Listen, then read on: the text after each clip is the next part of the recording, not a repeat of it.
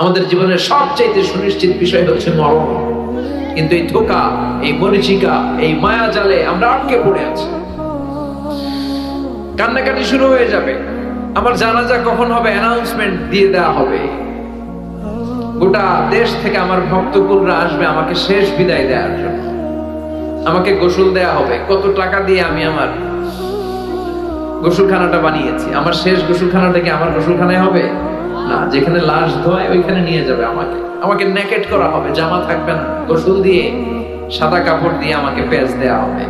তারপর যেখানে আমার জানাজা ওইখানে নিয়ে যাওয়া হবে। হাজার হাজার মানুষের ঢল নামবে। শেষ বিদায়, জানাজা শেষে খাটিয়াতে করে আমাকে নিয়ে যাবে কবরস্থানে, ঠিক কিনা? আগে থেকেই কবর খোঁড়া থাকবে, হয়তো হাজার হাজার মানুষ সেখানে যাবে। সব শেষে ওই মাটির কবরে আমাকে নামিয়ে দিয়ে আসবে। The story is ended. ঘটনা শেষ, গল্পটা শেষ। চিল্লা এখন, ঠিক কিনা? এত ভালোবাসা, এত টাকা পয়সা, যশ, খ্যাতি, ক্যারিয়ার কোথায় গেল?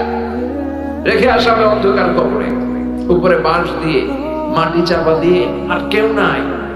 অন্ধকার, শুধু অন্ধকার। এই অন্ধকার যেন শেষ হতে চায় না।